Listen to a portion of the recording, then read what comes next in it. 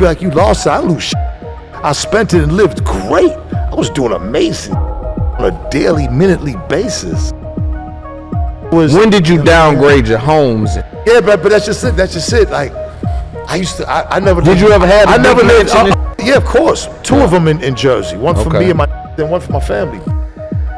No, I learned a lot.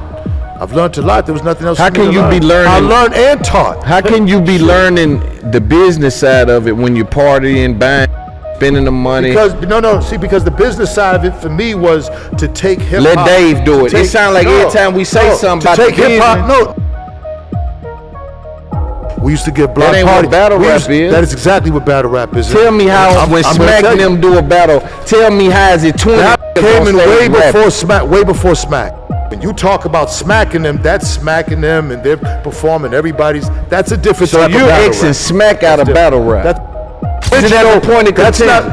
not the original of what. But it morphed into that.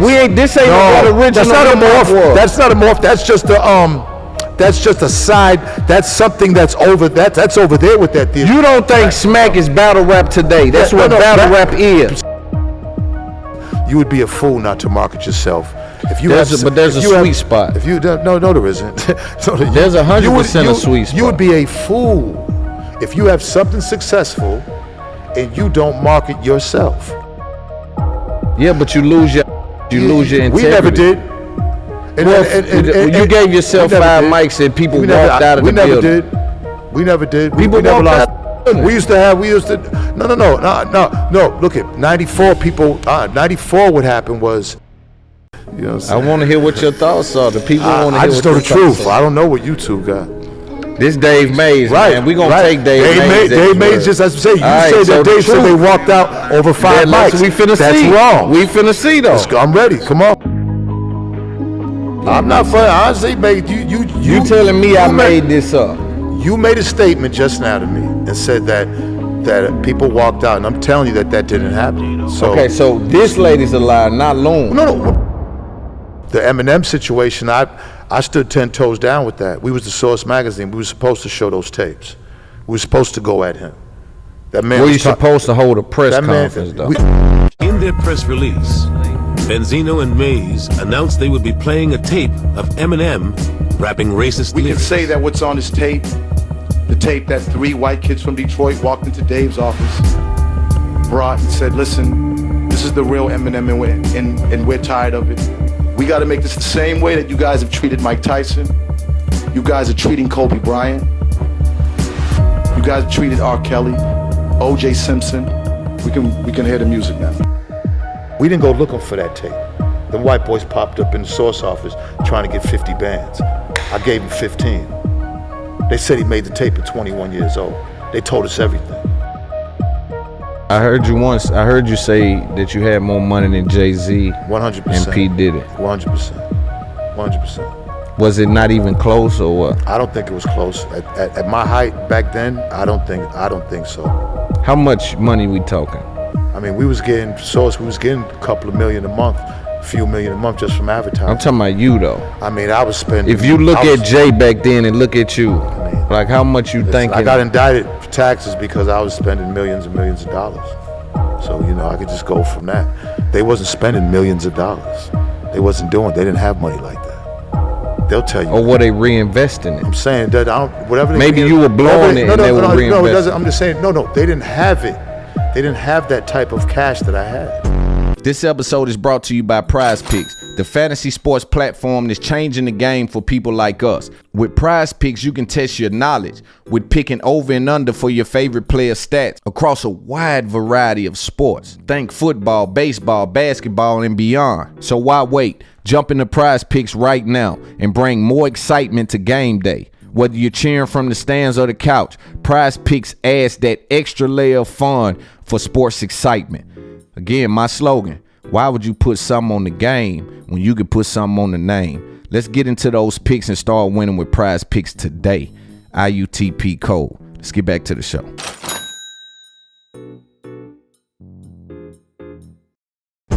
Right, but I was still involved day one. Like I was when I met Dave, it was Dave had a radio station at Harvard, and we ended up kind of like doing the station with him, me and my DJ. And we would do hip hop, because we never had a radio station in Boston. So college radio was a station. Harvard gave him 2 hours every Saturday, called Street Beat. We went up there, and we'd be up there every Saturday. So you was there too? Of course, yeah, hell yeah. Dave came and interviewed our group at the spot, and then he just kept in touch, and then he invited us up there, and then that's where it got made, from one piece of paper. Now from there, his guys. When you say one piece of paper? One piece of paper, it was a newsletter. Okay, newsletter, Source okay. KRS was in like a little corner picture that had like top 5 songs and different other little articles and segments, like a little segment right up about KRS. And it started as a newsletter that Dave would send to all the labels and stuff. That was his brainchild. He thought of it. And then he got his guys, John Schechter, James Bernard, and H. Edward Young. They all were, John Schechter was his roommate, another white guy. H. Edward Young and the other guy, James Bernard, were black, but they were the different type of black, you know what I'm saying? They were like real detached, you know what I'm saying, college, you know what I'm saying? Yeah, like, yeah. You know what I mean? Like, Right. come on now, like, you know what I'm saying? They wasn't necessarily street, or not like just street, but Just culture, flavor. there it is, all right. Yeah, that's a good word for it. So he started with them, and they started a little pamphlet, and it grew and grew from black and white, little pamphlet, and it grew. And where were you when they was doing that stuff? Still there with Dave the whole time. But you know, I was selling drugs. Yeah. I was a big in Boston, and Dave would be able to come around. I had a group, the RSO, and Dave was like damn near our manager. He would bring guys from New York. Tommy Boy was doing business at that time. Like when Dave moved the magazine to New York and set up the offices, Dave still was like with what we was. Me and Dave was still like, the Source wasn't making money. I was the money. You know what I'm saying? And yeah. Then in You ever been arrested for drugs? Yeah. Okay, go ahead. I'm sorry. So in '94, So when was this? They was doing the pamphlets. What year? that was like from like 1990. You know, because it started, you know, like 1990, it made it to the little Right. pamphlet. When was the first magazine published? I think that was like in 89, 90, 89. No, I'm talking about your first actual the cover. Yeah, that's what I'm saying. Oh, okay, you mean the okay. color or black and white? No, 'Cause the magazine. It's magazine, two different things, right? Yeah, Well, right, that's what I'm saying. Like it went from a one-page newsplayer to like a 2-page newsletter thing. But the magazine, the actual magazine, Right. it started out as a magazine this big, like Slick Rick was on the cover. Right. We did 2 of those before it turned color, and then it got a little bigger. Wow. So by the time it got bigger, Dave had moved to New York and opened the office, and it became a full-fledged hip-hop magazine. That was the vision, to do what Rolling Stone was doing at the time. To do what Rolling Stone was doing for rock, Dave wanted to do what for hip hop, what its Source would be for hip hop. right. And so he's in still in Boston, or you in Boston, New York? I got locked up one summer, Dave, because Dave's from DC. So every summer, Dave would go home because he couldn't be at Harvard no more. And I let Dave stay in my apartment. You know what I'm saying? And In my Boston. apartment was the address at the time. You know what I'm saying? Before they moved to New York. You know Yeah. what I'm saying? But it wasn't no money thing. Me and Dave was just friends, and we loved hip hop. I had a group, and I was selling drugs, and Dave was doing the magazine. I was big in my hood. Dave would be able to come to the hood as a white guy. You know what I'm saying? Were y'all close? Super close. Y'all still close? I mean, you gotta understand, like me, so let me think. I've known Dave since '87, and man, we've been through 18 years at the Source. And I mean everything you can imagine. Like the stories are just you can't even imagine. We gotta Making get into millions some and millions of of dollars. I was doing all kind of crazy. I was a wild man back then, you know what I'm saying? And I had millions, and I had a big crew. And it was just all kind of like happening on a daily basis. And then the Source, it was just a lot, you know what I'm saying? But Right. it was. So he moves to New York. Moves to New York. That's what, 90? I think that was like 90, maybe 1991, Okay. maybe 91. When does the first magazine go on sale in stores? Well, Because what was the era for you? I mean, the whole era, that's what I'm saying. Like, Well, I'm saying, what was the era that made it profitable when well, it that wasn't started to until spread? 1990. Like, I didn't get my first money, because again, I was making big money in the streets. The Source wasn't really, you know what I'm saying? It wasn't like What they you had with in the style. street? Everything. Like, you know, so I with heroin, coke. See, I with YBI with the heroin early in the 80s. You know, Boston was a big heroin city. And I started with coke through my pop's plugs with Columbia. You know what I'm saying? Like, I've been over saying. there before. yeah, God But rest. anyway, yeah. So I was making a lot of moves, and I was even with the Shower Posse from Jamaica at one time. Like I was with some heavy hitters. You know, I was a hustler. I was a drug dealer. Yeah, I'd be 24 hours out there, like come by, and I was a hand-to-hand combat all my life. Yeah, me too. Yeah. So you know what I'm saying? But so from 89 to 94, what's happening with the Source? Okay, so that's a good. Yeah. So the Source is growing. Hip hop's growing. Remember, it's growing with hip hop. Yes, You know that's what I'm saying? great. That's a Hip-hop, good point. Because at this point, it was just New York at that point. Now, by 94, the LA's starting to, you know what I'm saying? And now we starting to see other cities and shit. And you know what I'm Right. saying? So 94 was when he put, now mind you, up until then, we had got signed to Tommy Boy. We got sued by the police. We lost that deal. Because we made a song called One in the Chamber. The police sued us. We lost the deal. Then we got signed Sued you by- for what? because we had made a song called One in the Chain. Like in Boston, police like it was nothing. Nobody was marching. Nobody gave a I'm talking white police, and they was getting over it.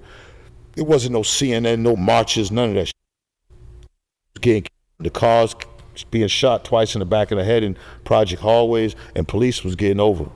I mean, it's like they had a notorious history of like the car theft in Boston. Massachusetts was #1, and they'd be gunning down like it was a sport to chase for stealing a car and gunning them down. This was happening at a regular basis in Massachusetts, in Boston. So, you know, we made a song called One in the Chamber. We was talking about the two boys who got for Rogers, 18 years old. They gunned him down under he was hiding under a car, and they shot him multiple times. 17-year-old kid. Wow. Nathaniel Lackland shot him twice in the back of the head in the hallway. How the can you shoot somebody twice in the back of the head? No gun on either one of these guys. Wow. Young kids. So we made a song about it, basically saying, F that, man. Like, F all that. You better keep you know what I'm saying? I'm not letting these, I'd rather, you know what I'm saying, take my chances. So we got sued. I mean, what happened to the First Amendment? They suing? We got sued. Oliver North came in, because came out. Ice-T made a lot. It was a lot of, people don't know that me and Ice-T had a little situation years ago, man. Like, What happened with that? so when Cop came out, Tommy Boy was an independent label. Warner Brothers had just bought Tommy Boy around the time we got a deal. This was our first deal. One of the Chambers making noise. They liking it's dope. They about to pay for a video. So now we find out that we got dropped by the newspaper because front page of the Boston Herald, that Boston police sues Almighty RSO. I said, what the f- is this? We calling Tom Silverman, this never answers. To this, he didn't answer, never. We talked to somebody in marketing, they was like, yeah, we're gonna try to get Tom on the phone with you, but everything is on hold. And then we ended up getting a lawyer, and then, yeah, you know what I'm saying? What are they suing for, though? Because they said that it was the Boston Patrolmen's Association said that we was calling for people to kill cops. At that time, Ice-T's song had just been nationwide with that. So we did an interview, and somebody asked me about it, and they said, you know, do you feel like Ice-T? I said, look, Ice-T is a rock song. That's all I said. It was no disrespect. I said I don't consider that the same thing. I said his was a rock song. So I don't know. They was trying to start with me and Ice-T, but I remember, I'll never forget this. We go to Irvine, California. We got a big show. It's like Irvine's like summer jam type. So there's mad artists. And they had the stage that turned around like that, right? So we pull up, and it's just me. It's just the four of us, and we brought the Wayne Ranks. He was a little Jamaican artist that we had did a song with him that was getting some traction, and right? So we did all this. So the thing with Ice-T he said something, not necessarily disrespectful, but it was kind of going back and forth back then. It wasn't internet, you know what I'm saying? But it was like he said something in an interview. So I remember us getting there. We in Irvine, right? In the height of the Bloods and Crips situation, right? So I just remember it was like, yo, I said, damn. So we on the side of the stage, and I'm like, look, I brought, we didn't have no gun, no knife, no nothing. I said, look, I said, whatever the happens, man, we got to fight together. I said, if run off, you know what I'm saying? You know, like it was, I don't remember exactly what I said, but it was like, whatever it is, I better see everybody fight.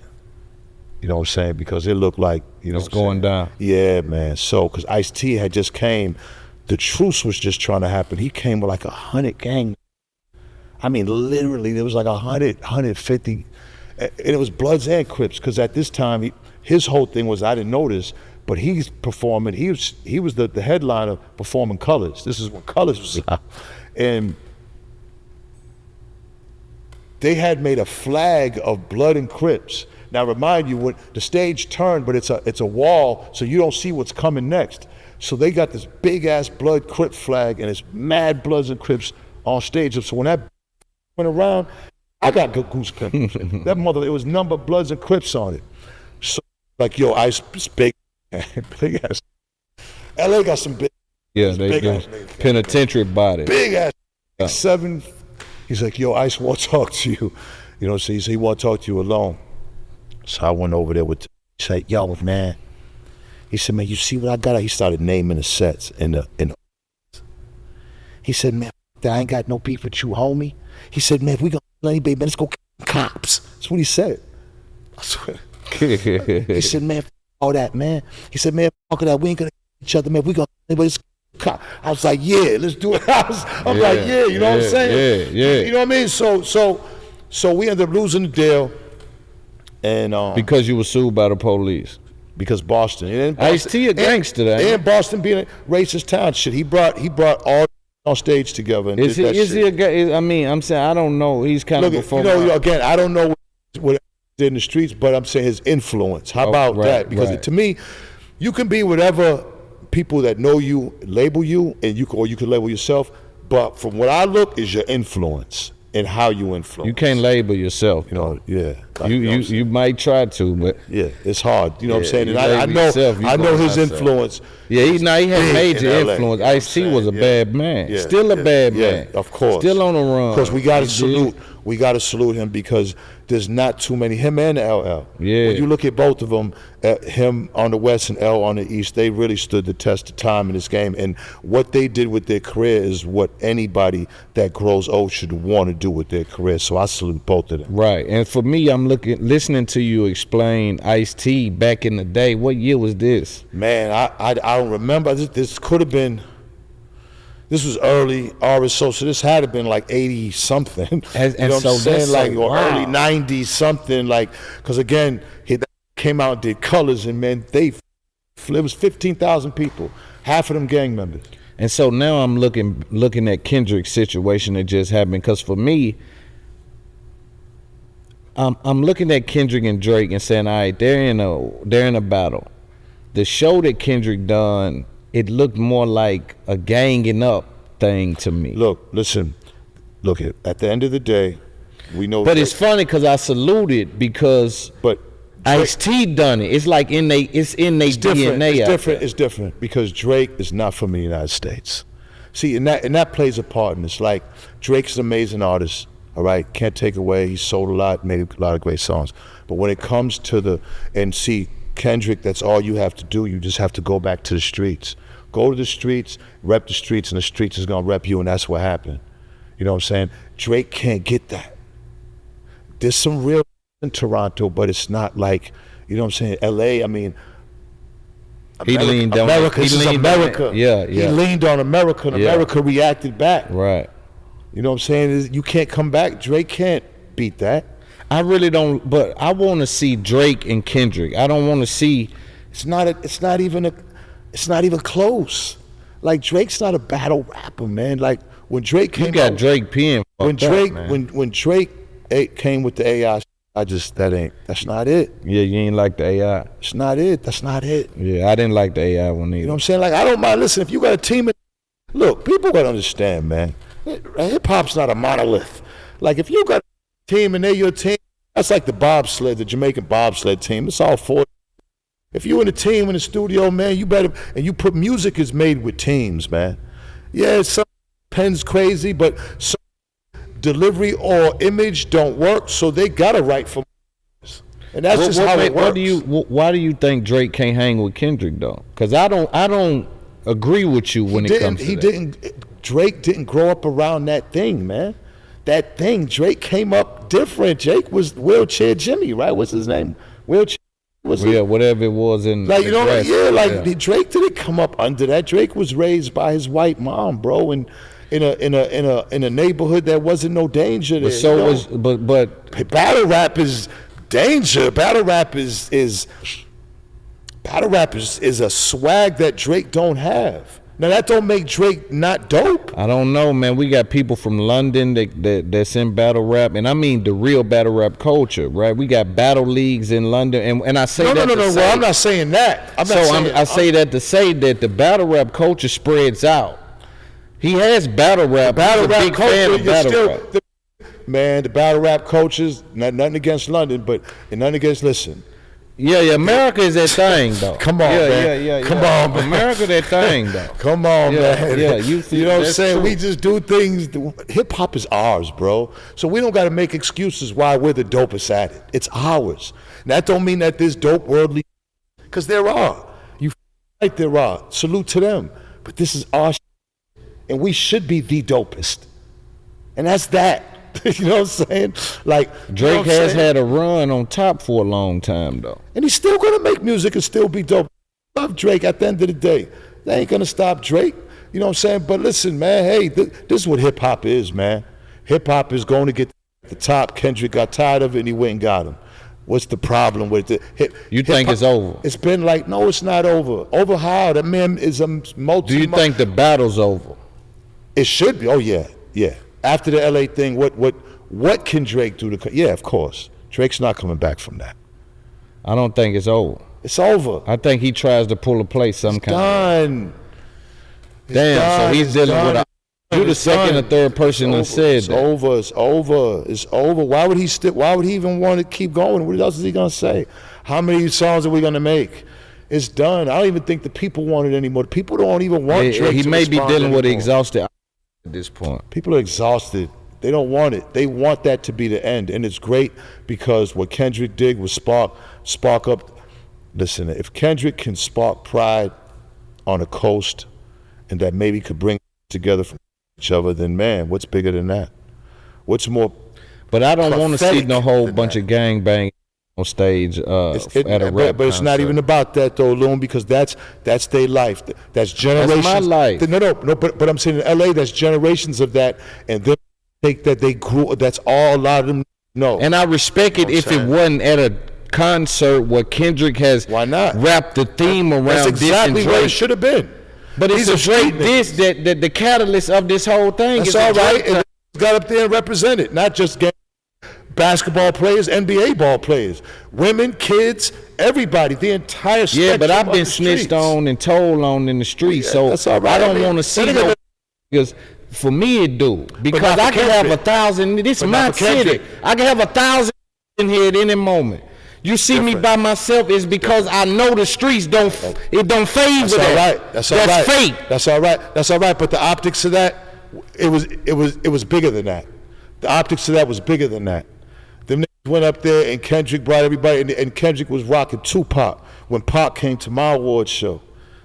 I spoke to when Pac did that. You know what I'm saying? It's funny like we could segue because when Pac did that at the '94 Source Awards and he grabbed the mic. First of all, when I told the story, I thought he grabbed the mic from Q-Tip, and me and Q-Tip finally had a conversation on the phone. He reached out to me. And he said he wanted to tell me what happened. I respect him so much for that. And I was so grateful to have that conversation because Q-Tip's a legend. And, you know, he's not a hip-hop. Hip-hop has so many different genres that, you know, Q-Tip didn't come up from gangster hip-hop and street. Then he came up from making music, most of it jazz influenced. And we loved it. And his voice was different and unique. And his style was unique. And rest in peace to Fife. Rest in peace to Chris Lighty, because Tribe Called Quest is a legendary group, and he said that night that Pac never snatched it from him. Number one, he said he snatched it from it was in front of the podium, so he took it off the podium. He also said that after that, that there was a bunch of his guys that want to, I guess, have a conversation with Pac, and I think he mentioned that they had some type of conversation. And he just wanted to be known that he just didn't go out like that. And so what was the story that you told? Because when Tupac grabbed it, I thought he grabbed it from him and did Out on Bail because he had won the award. And Pac wasn't supposed to be performing. Nobody knew he was going to perform. He just went up there with the Outlaws, just grabbed the mic and did Out on Bail. And when I seen it, did he have music playing or did it a cappella? I held the sound man hostage. Yeah. I've done that. You know what I'm saying? Yeah, you know what I mean? So it was real. But it was one of the dopest performances to this day I've ever seen. But Q-Tip didn't take that lightly. No, he didn't snatch it from me. He didn't snatch it from me. Yeah, he didn't. Who did he snatch it from? He took it because they was in front of a podium. Okay. So he took it off the podium. Oh, okay. When they got the award, he was saying his acceptance speech. But I remember when they came back, I do remember one of them crying and they was upset. It wasn't Q-Tip. It might have not. It wasn't Fife. It was the other one. He was a little upset, and he was a little, you know what I'm saying, and it was just a crazy moment. But you know what I'm saying, when I seen Kendrick wearing what Pac had on, he just did everything right, man. And you got to salute it. And I salute it, but and that's what hip hop is. Like, people don't realize hip hop is. Like when we used to give block parties, hip hop was just outside with the worst, the street. Yeah, the worst but in a battle, see, in the context of a battle, when you pull up there, he got the New Hope King on the shirt. Like it's surrounding the Drake battle. So to have all these come out, that's exactly how he was supposed to do it. I would have did it, and anybody else would have did it. I wouldn't have done that. Yeah. No. That was a show of force.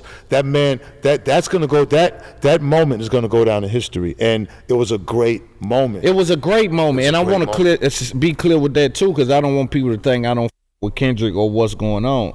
So I definitely with Kendrick. I definitely can appreciate all those different hoods being on that stage, but I know it's fake. When they get off that stage, them hoods still at it. There's still a lot going on. But for that one moment. But listen, you rap in this industry done use the streets too long for these pictures and this going on. So I'm saying, and I gotta go visit the burn sites, man. These setting flames in the street, and I gotta go talk to the mothers and shit. So I'm grassroots. Right. So when I see a bunch of gang banging, I'm starting to be, as I get older, I'm starting to push back on it. This is rap. No matter how bad Deontay Wilder getting his ass beat in the ring, his coach and everybody else got to stay on the outside. So I'm saying these two men are having a bout. These two men are having a boxing match. I don't understand why so many. That's not what hip hop is. Hip hop is about battling, and then after you representing, they're gonna stand by you, and it needs to be seen. In the middle of the battle. And it needs to be seen. The middle, the beginning, and the end. I'm all for it. That was an amazing move. See, sometimes you just make great moves. That was a great move. Everything that Kendrick has done thus far, he has done damn near like perfect. I agree with you. I agree that he's flawless. Like every move, like dropping all those joints in a barrage, and in the order of him dropping it. And then him going up there, flawless. I think it was too aggressive. I think it was too many people. It was too aggressive. There was no fights. To be a Drake diss. I think it was great for West Coast. I think it was great for Kendrick, his career. But to wrap the Drake around it, and then this be what I'm looking at. He was supposed to. That was his grounds. That's his stomping ground. He was supposed to. Yeah, and I know for a fact for that moment, because man, a lot of us, man, it's hard, but we have to live for these moments. You know what I'm saying? Because they come far and few, and when we can get moments to unify, and we can get moments. The last time LA unified was at Nipsey's funeral. So look at that somber moment. This was way doper, and there was this gang members and everybody there too. So you know what I'm saying? So. It's about moments. And listen, I come from this. Like, I literally come from this. I am the truth. So my thing is, I'm with these children down here in the ghetto, man. and I'm seeing what these flags is doing. And again, the West Coast is different because they are rooted in it. They can't run from it. Right. You rooted in Grandfather was in it. Yeah. You Type see what I'm shit. saying? So they rooted it in a totally different way. But, you know, from a battle perspective. No, you keep saying battle. Battle, and I've come from the beginning of hip hop. That's what battle is. We used to give block That ain't parties. what battle rap is. That is exactly what battle rap is. Tell me how, when Smack and them do a battle, tell me how is it 20 Battle niggas came on in stage rapping? way before Smack. Of course. Way before Smack. So the original battles was you would go in your part, you would give block parties, and you would bring out your systems in your part of the neighborhoods, and you would be rocking about and you'd be talking about them, and you'd be, you know what I'm saying? Then they would give something over where there was, and they'd have their blocks come out, you'd have yours. That's what it was. You know what I'm saying? From West Side Yeah, story, but one that's person what got it the is. mic. Right, and one person had the mic. You know what I'm saying? One person had the mic. That was the show of support, and that's been a part of battle rapping since day one. When you talk about smacking them, that's smacking them, and they're performing. That's a different So type of you're battle Xing rap. Smack out of battle rap. That's a different. No, I didn't exit. It's okay, so I didn't I'm exit. I telling just you- said that's a. so I'm that's trying not to the use it as a original. point of That's contention. not. Yeah, but that's not the original of what. But it battle morphed rap into that. was. This ain't what original That's not a hip hop morph. was. That's not a morph. That's just a That's just a side. That's something that's over. That's over there with that. You don't think Smack is battle rap today? That's what battle rap is. Smack is a type of battle rap of what battle rap. That is battle rap. That's not. No, definitely isn't battle. No, that's not what battle rap was. That's a type of battle rap where people get together and yell at each other. And okay, fine. But battle rap back in the day was, man, we set up in our hoods and we got our block behind us and we rapping. They chant for us, and you gonna set up and they chant for you, and y'all going at each other. Smack changed comes it, bro. from block. No, it didn't. URL Smack and that whole No, it battle didn't, rap because push Kendrick changed just it. did something bigger than anything Smack's ever done. Right, but More than that, but- just shows you that they didn't change it. What Kendrick did was brought the essence of what hip hop and battling is. He was in LA. He brought everybody that supported him up. That's down with him. That's saying It's like he quitting the match. Cause to me, how's he quitting the match? He just won. yeah, that's Flawless what I'm victory. saying. It's like he thinking that the match is over. Cause to It me, is over. that's more so. That's over I don't with. think so. You don't come out on stage and diss an artist as big as Drake and it's over. Okay, let me ask you a question. What could Drake do to top that? That's what I'm saying. I can't give him that advice. No, 'cause I don't I'm know. asking you. I'm asking you. That's what I'm saying. I'm asking I can't. you hypothetically. No advice. What could he do hypothetically to top that? I don't know because Nothing. Drake Absolutely is nothing. a bad. I mean, because Kendrick took care of his business. So It's I over. ain't arguing It's- against, but I'm telling you, I don't believe it's over. You don't go on stage and do that, What else and then could it Drake do? buries. What else could Drake do? Well, he has a stage to go on as well. What stage? He's on tours a lot. What, with a bunch of chicks and a bunch of like, it's not going to be the same thing. It's not the same thing. You're right. You know what I'm saying? And he's alienated. Like he don't really have a lot of he's support. from Toronto, Hold up. Canada. Kendrick bought Dre up. He bought. Listen, man, YG. Drake Ground History is one of the best to ever do it, and nobody can ever take him away from that. Drake is dope. Drake's songs are dope. But this particular situation, when it comes to this battle rap, rap in the streets of America have been together since the South Bronx day one. It comes from a struggling people of the streets. And that's what this is. And he got over a long time dipping and dodging. You know, Pusha went at him. That didn't turn out so bad, but Kendrick went a lot further. In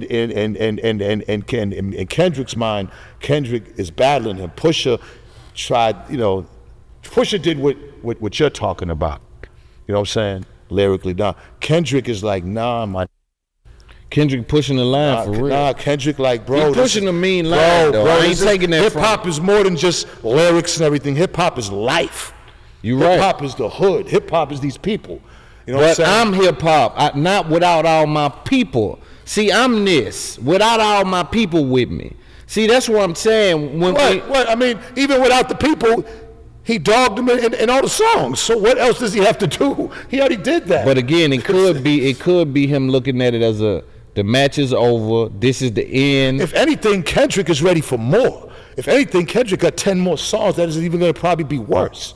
Like, what do you mean? Like, Nah. What you mean? Nah. Like, again, 10 more what records? is making you think that Kendrick destroyed Drake at this point? I'm with you on that. So what could make you think that there's nothing else?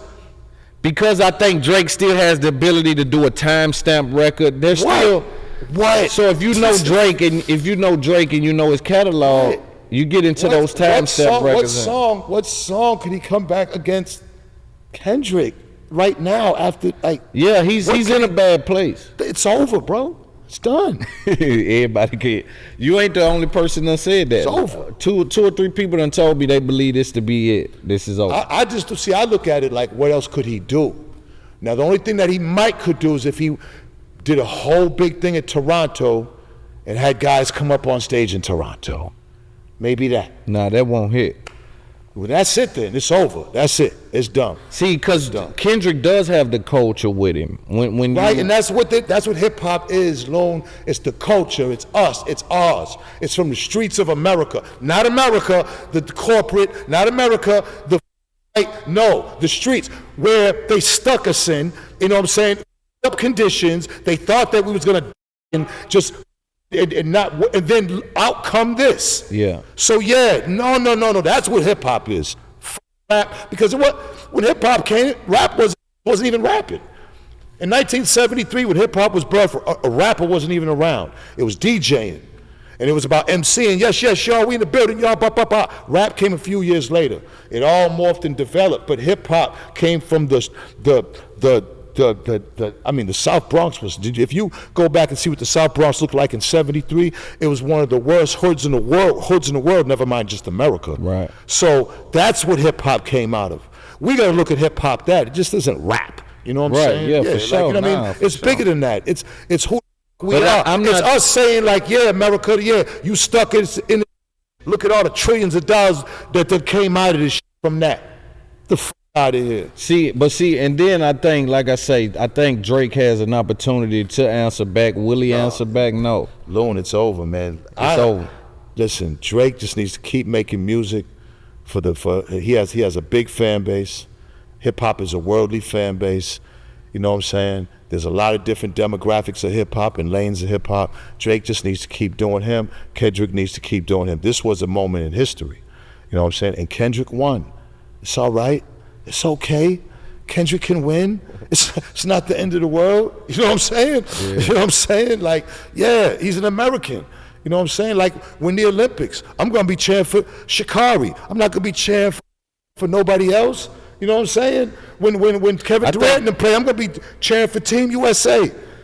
Like, what the And Kendrick done a good job at separating us from Drake in that way, making us look at him more so like, yo, you from over there, you run down with Baby to do this, you go over here. He just told the truth, bro. Yeah. He just told the truth. We definitely gave. He said it over dope beats, and he said it with some dope rhyme styles, and that's what makes him. Kendrick right now. Salute to Kendrick Lamar, man. Salute to Drake too. You know what I'm saying? Like what both staples in hip hop. You know what I'm saying? Like my kids love Drake.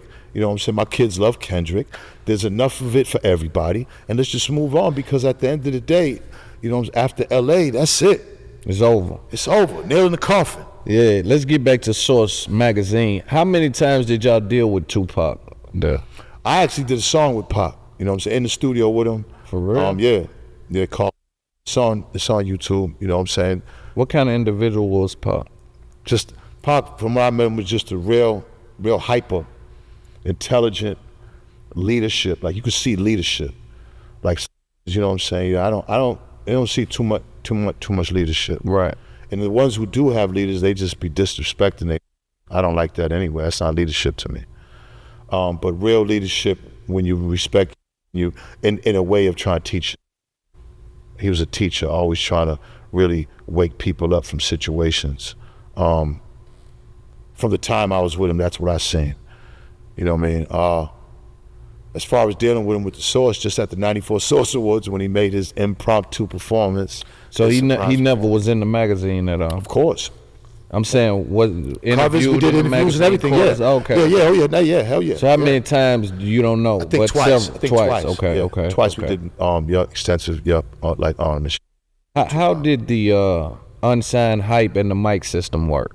The Unsigned Hype was Matty C was the responsible for that. So Matty would kind of, scour at that point New York City, and then other people that would be sending him tapes, and he'd listen, and he'd really listen. Back then, those guys would really listen. I give them credit because they really listen to your music and try to, what the guys do now that are, what do you call them? They're on YouTube, and they was doing, the Source was the first ones to do that. The Reactors, it was the first one.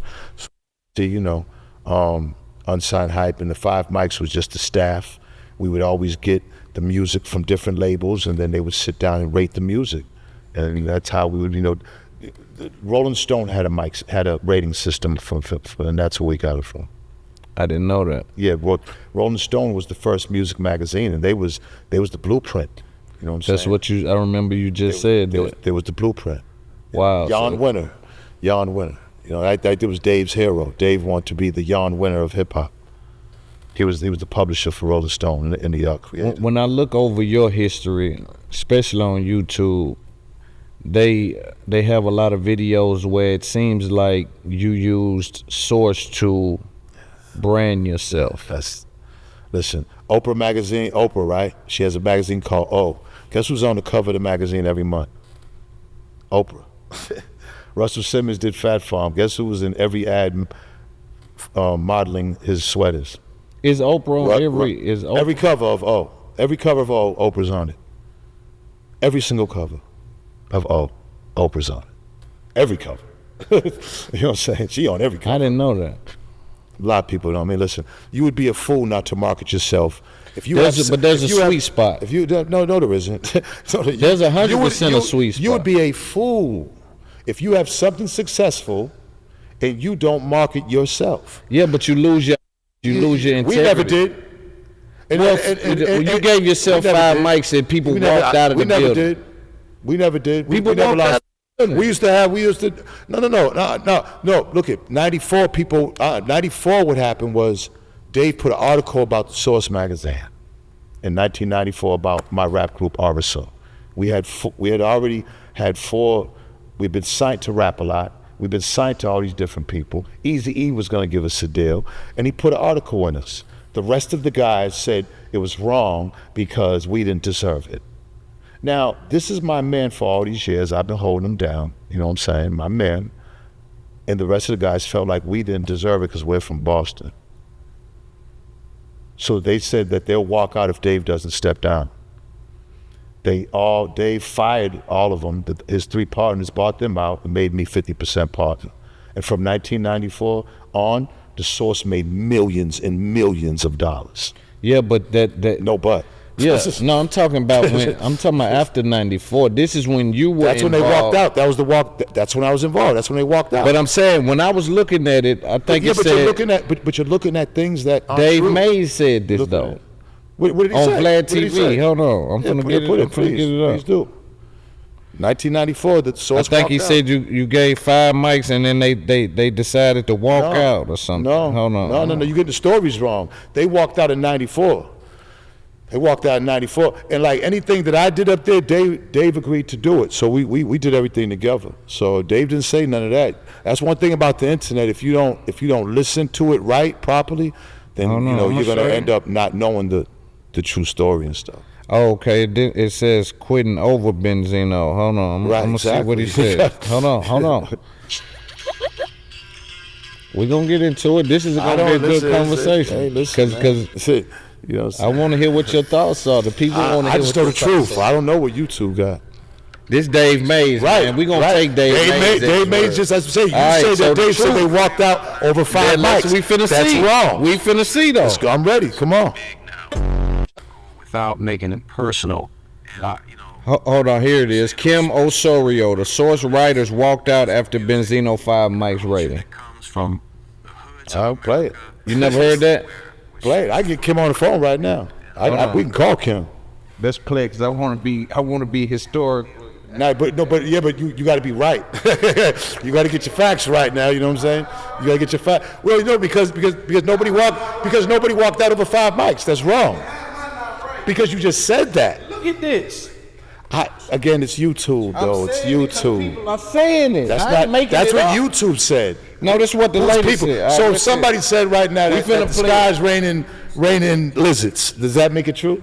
Nah, cause they ain't seen lizards and they ain't known for seeing Right. lizards. So These how? people worked with you. Okay. Well, you gotta bring it. Show me like where it's true. That's what I'm finna show you. Hold on. Give me a second. So we were Because get much time as you want. We here. All right. Let's see. around the office and The best job I've had in my career. I hired her, by the way. I'm trying to think, right? So many things happened. Like I can remember vividly moments, like when Jay-Z played the Blueprint album, or when there were moments like awards and stuff. I mean, back then there was a committee. So we had the 5 mic committee, and I think it had to be like 7 or 8 people. We made sure we had like a West Coast rep, a Southern correspondent. Like we tried to balance it out with different musical styles, knowing that people had different backgrounds when it was part of the music department. So in addition to that, we would have writing the review would get a vote as well. But a lot of times, artists assumed that people who were writing the reviews were actually giving the mics out. So, I mean, I had an issue before I even worked at the Quarters. Here we go. Where I did a review. I just want to know though. It's funny that you think I'll make some. I'm not funny. Honestly, mate, You telling me I made this up?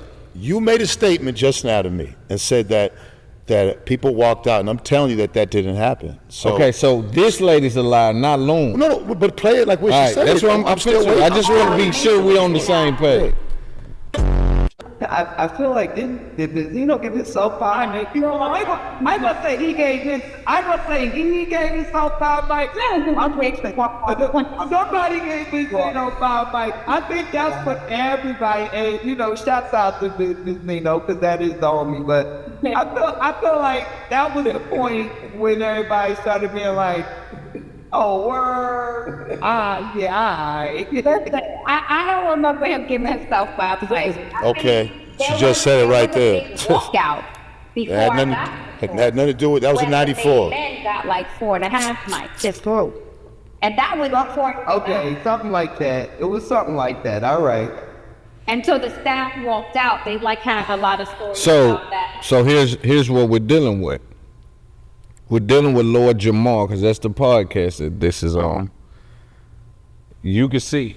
I want you to see the title. Yeah, I know that. Yeah, I'm But gonna I say want this. you to see because I want to talk about it because it's important to know misrepresentation. Well, okay, so let me explain what happened. So, okay, a couple of things. So, like I said, in '94, we'll speed up. So I hired Kim Osorio as the first woman editor of the Source magazine.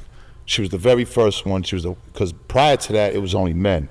I gave her, and she was a Puerto Rican woman, the first editor. That was a major move. People didn't like that. There was a lot of men up there that was upset, but I did that. Dave didn't even do that. I did. Around the Eminem time, okay, that's when the Eminem war started happening. This was the later years in the Source, and this was in the 2000s. And it was a situation like, what happened was, when we was beef, when me and Eminem was going back and forth, it was like, it was tense between me and the journalism because some of them people liked Eminem, but at that point Eminem had already been disrespecting us, so it was like all bets were off. We had got the racist tapes.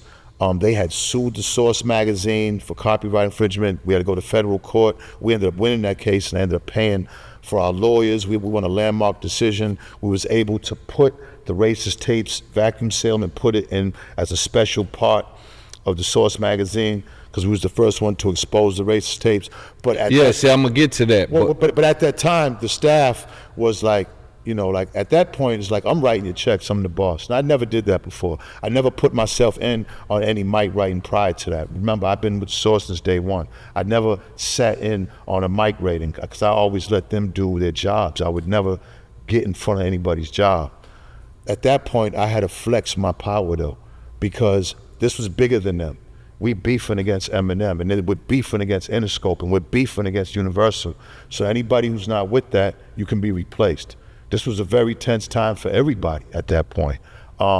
You know, we was already in the war at this time. So, you know, when our album was coming out, then it was rated, right. They wanted to give us 3.5, and I gave us I put it up to 4.5. Now, I don't remember anybody walking out because everybody still got their checks and nobody got fired. So I don't remember that. But they might have been upset about it. You know what I'm saying? But that one time, I had to pull my nuts out and put it on the table and be like, look, this is my shit. Anybody who don't like it, y'all get the out. See, integrity don't pay the bills. That don't keep the lights on. Yeah, but when you do that, right? When you do that coupled with a couple different other things, you can start to be viewed as the brand that the Eminem hater brand, or the brand that doesn't. I did hate really... Eminem, so we was. And? Do you think they cost you the company though? No, hell no. What cost the company was the actual, the development of the internet and the actual, when Dave took out a $12 million loan, like in 1997, and started Source.com. And it crashed, and we lost everything, and we owed the bank $30-40 million. Who did he go through? Do you know what? I don't know none of that. You'd have to ask Not him. With money-wise, this what was the idea for the digital source? Source.com. Like him and Steve Stout. Was it a World Star? Was it a newsletter? No. They was gonna develop a website that they had the idea, which was a brilliant idea, and they seen it. They foreseen the future. It was him and Steve Stout and H. Edward Young, and they said, look, this is the future. This is where the advertisers is gonna come. You know what I'm saying? This is where we're going to be getting advertising from. It's all going to transfer here. Now, at that time, it wasn't no smartphones. Computers were just these big-ass, you know, boxes.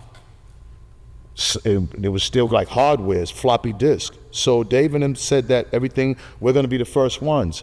He took out the loan and opened up a new office on 5th Avenue, Source.com, 5th Avenue. I was totally against it because I didn't know nothing about it. So I let him do all those meetings. See, I did the Source Awards, Source Hip Hop Hits that sold 5 million, Source Awards, Source All Access TV, Source that we gave Ray J his first start on UPN 33. I was doing, that was all me. That was my Source Behind Bars like that. That was the J.C. Penney clothing company where we're putting Source logos. I was doing those deals. I got $5 million cash from Russell Simmons for the Source Hip Hop Hits, just a compilation of albums, just the people who was on the covers of the year put their biggest songs on there, and them things were selling worldwide. So, you know, Dave did that. I trusted him, he was my partner, but he made that move. He made that decision. Now, I rolled with him. We ended up owning the bank. Bob Johnson wanted to buy the Source of $55 million. We had owed the bank 30-something million. I turned it down. You know what I'm saying? You know, so, you know, people, like I said, I don't get too worried about what's being said, what's being heard, because I actually lived it. And no, but I'm saying, like, if I take this platform right here, you got 200,000 or 300,000 people listening a month.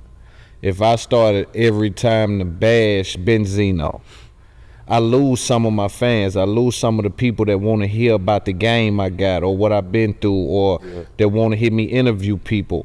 So that's what I'm saying. Do you believe that with you being over aggressive like that you compromise the source? I definitely would have did it different. You know what I'm saying? I definitely wouldn't have put business in with the with my personal battle. Because what does it hurt you if you get a 3.5? Like no. But I did that on purpose. I know, but I'm saying if you had to fail back from that, what does it hurt?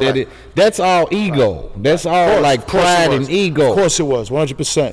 And like I said, I definitely would have did it different. You know, like when it seems like though you've gotten far with your ego and stuff. It's gotten you so far, but then in that moment it played against you. It played against me, and you know, at that point, it was like I said, you know, we had owed the bank.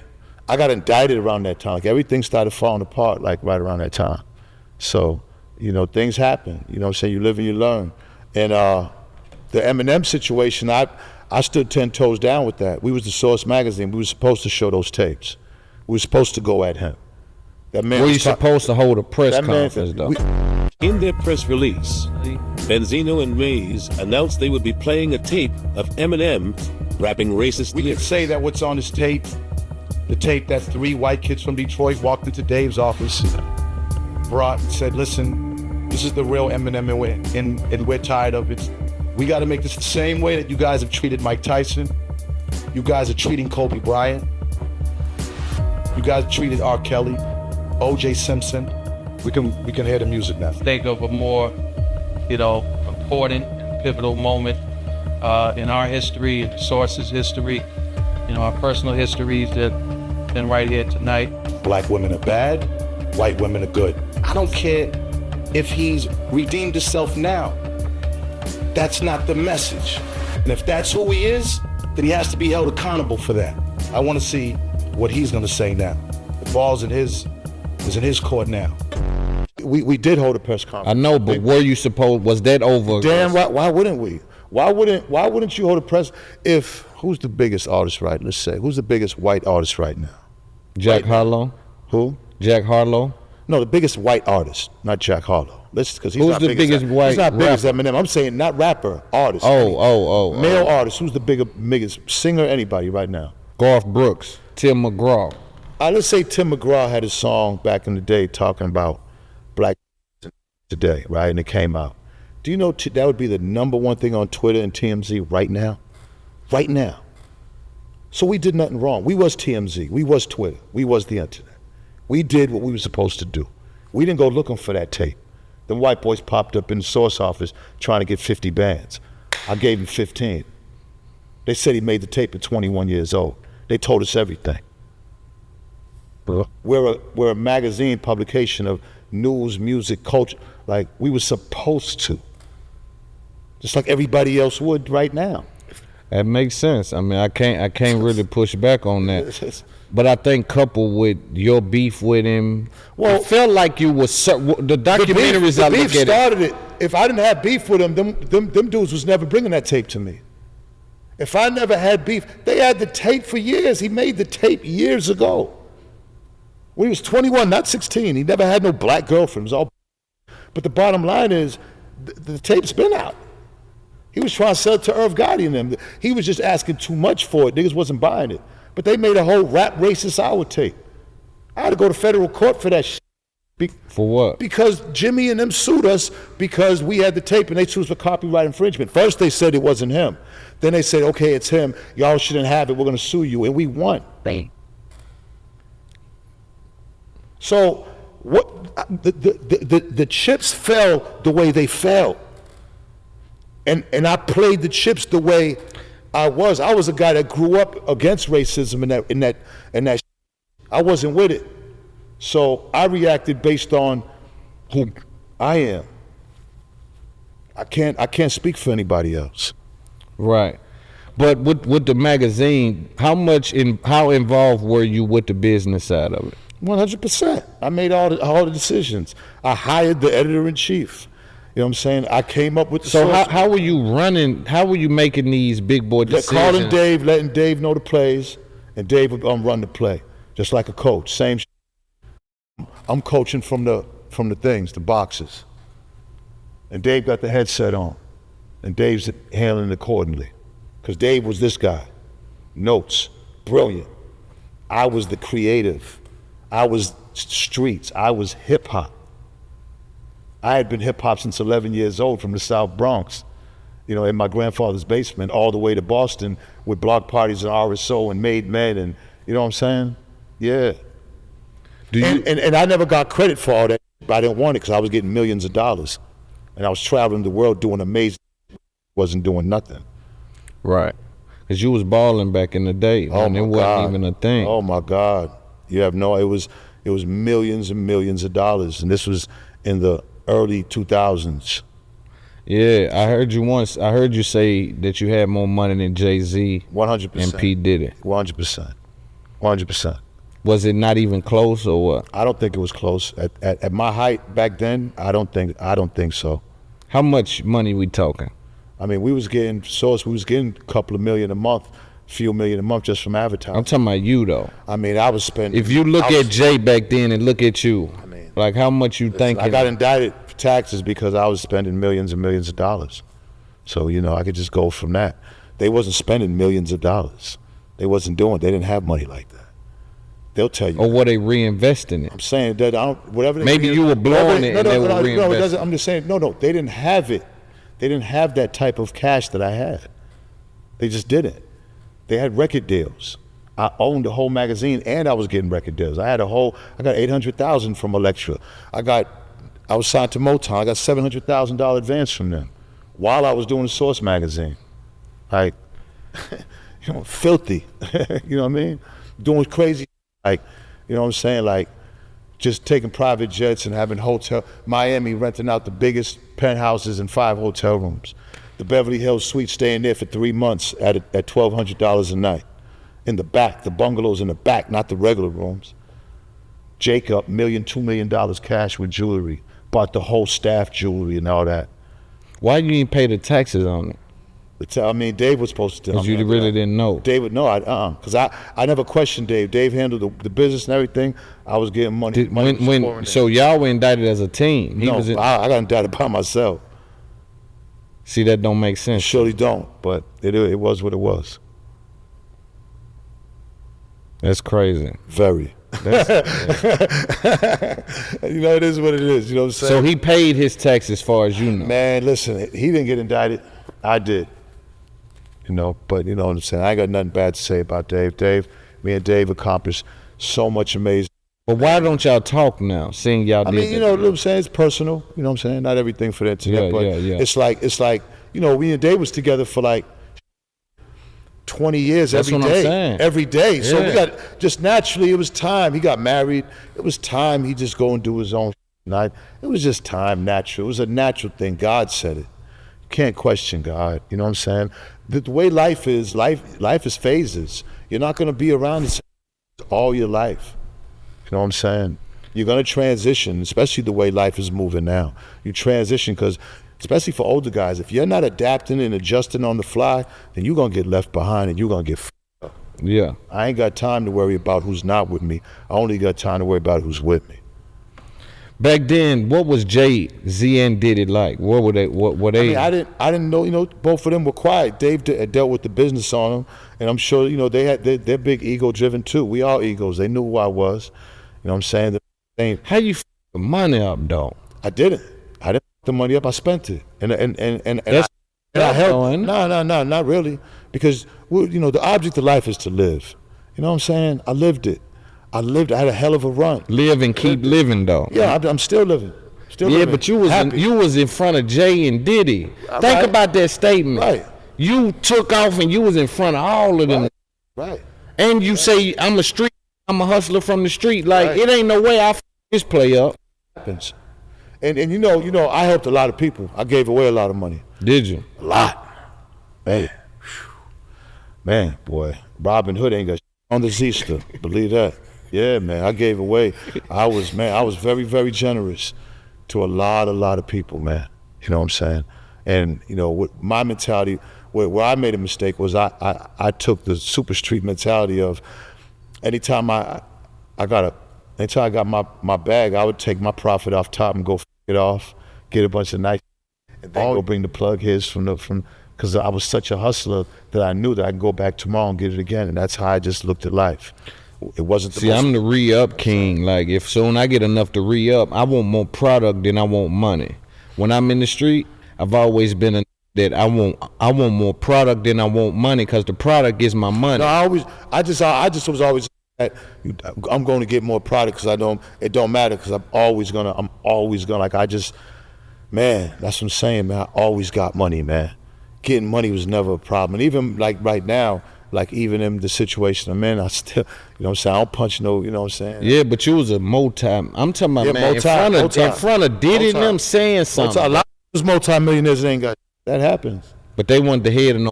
You gotta understand, it's hard being a multi-millionaire when you're black. You got too many family members and too many who ain't got you. And if, you know, back then I cared. I cared too much about everybody around me. I can't explain it. But money never made me. Money come and go. I'm still here, healthy, in better shape than I've ever been. Yeah, you take care of yourself. That's in better shape than I've ever been. I'm healthy, I'm happy, I'm peaceful. You know what I'm saying? Like, God is good, man. I have nothing, you know what I'm saying? So you don't never think about that money that you should invest in it. You should have. A couple of times, sometimes you do, you're normal, but on the most part, I really don't think about it too much. I just don't, because now life is so much different from back then. It's really hard to kind of correlate the two of today's life and back then. Like, not just the money wise, like everything's different. You know what I'm saying? So it really is like two different planets. Right. I'm just in this transition now, and I got to find out the ways to make it work. And I got some things in the pot, and you're gonna always be able to make $1. That can't nobody never dispute or question that. Me being from where I'm from, coming from nothing, you know what I'm saying? My mother working hard as she could, made sure we was a little. Oh man, I took care of you know what I mean? It's like family, friends. I bought everybody all kind. I mean, big. I little. Like I was a big.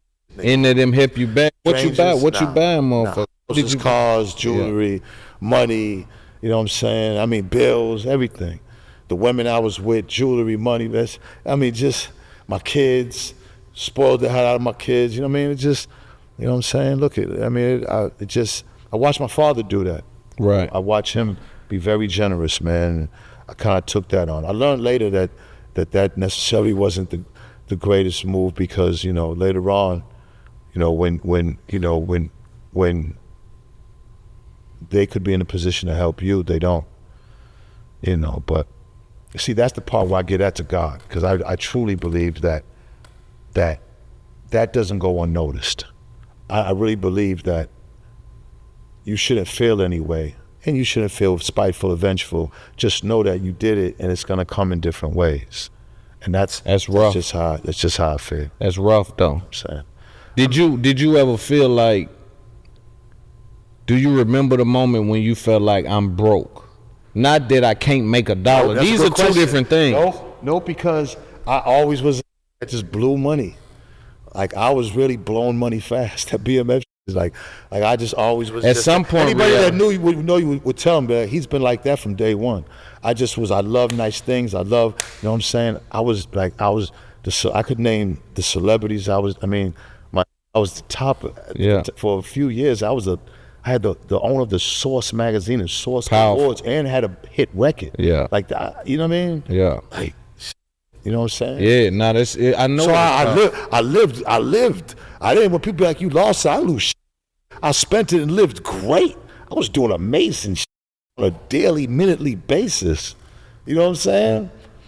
That, and you can't take that from me. That happened. Right. See, that's what life is. We all going, but there's going to be a period of life where you're going to have a hell of a run. I had mine. I still got a lot in me. You know what I'm saying? Right. So that happened. You know what I'm saying? The accomplishment, the resume stays. It stands. You know what I'm saying? Of course, as black people, we're not good with money. And guess why that is? Because of the situation that these all this in.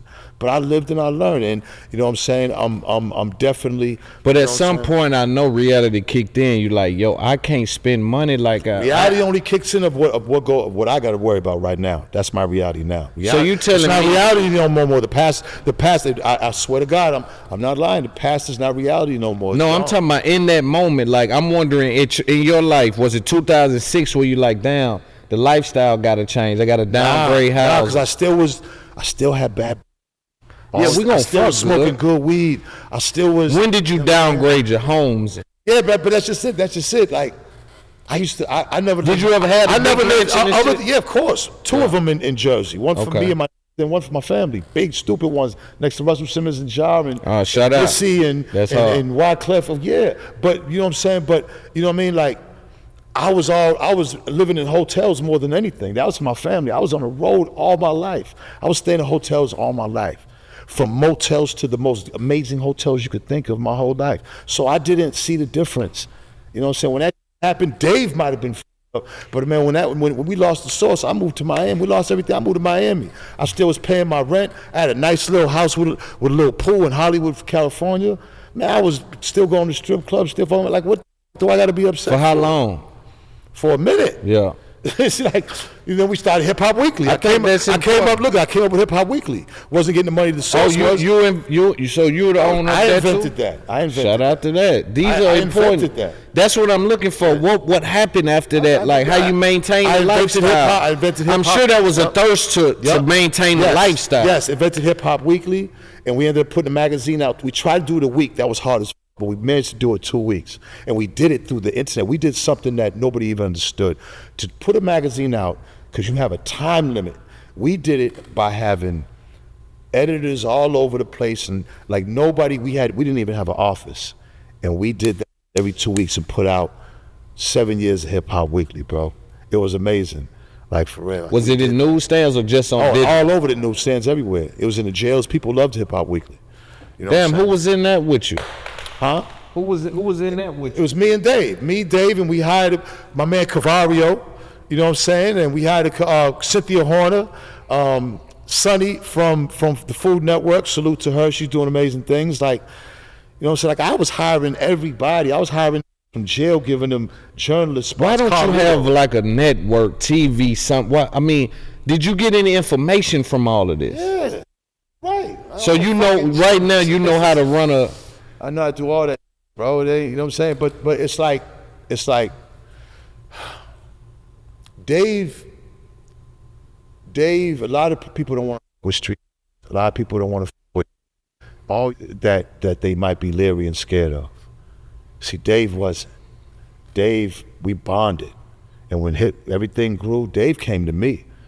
And even when he gave me 50% of Source Magazine, it wasn't making no money in 94. I wasn't getting no money. You know what I'm saying? I just was there, yeah, because I had to look out for Dave. I was Dave's friend and his muscle.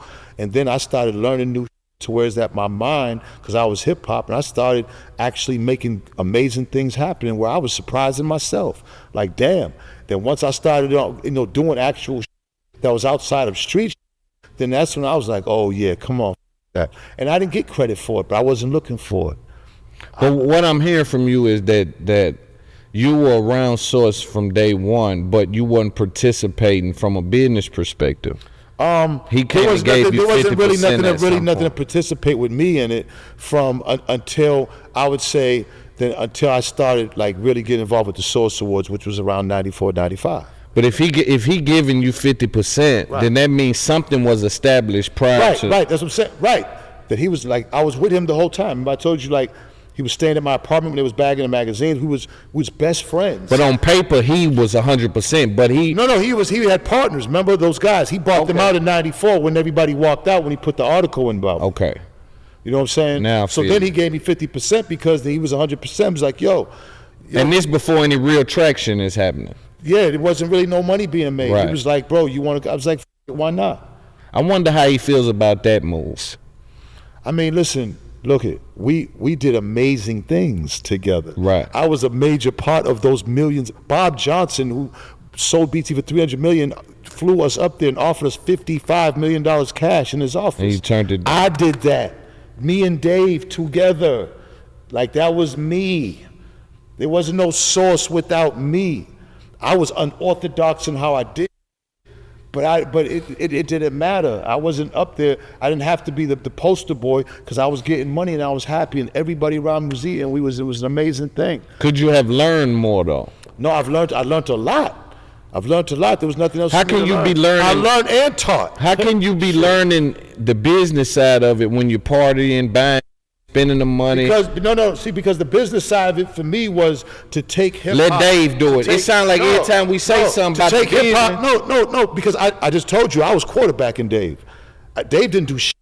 I was making all that. I told you that we just spoke on it. I said I was everything that major developments in the Source. From the creative side, you were saying. Well, that's the business. But I'm talking about that's talent side. I'm talking about administrative. Dave took care of that. Yes. But it don't work. You don't get money unless the magazine's You're right about that, yeah. But I'm saying, imagine being the CEO of Frito-Lay's and not having But that's not my lane. I didn't go. Dave went to Harvard for that. Let Dave do that.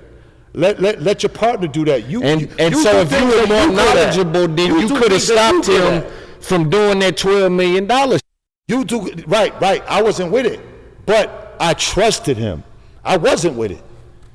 Out the 12 million, you know what I'm saying? You know what I'm saying? Of course, it's that money's going towards the Source, whatever. But I didn't know it. I didn't trust it. But he did it, and I had to go, and I had to roll with it. Just like I did, he rolled with it. The five mics. Now imagine that Dave went to Harvard and made that decision, and it wasn't a good decision. But that don't make Dave wrong for it. What was a decision you made that didn't pan out?